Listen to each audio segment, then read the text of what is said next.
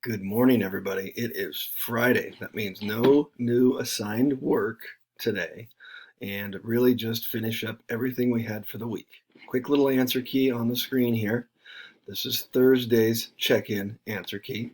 X was 2, Y is 3. You could see here if you wanted to pause it, you could see how I solved it by multiplying the second in the system by 5.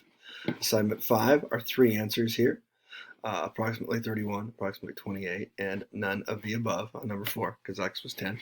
Assignment 6, we have our true-false question, and we have the 2 equations based on the exponential graphs of species X and species Y.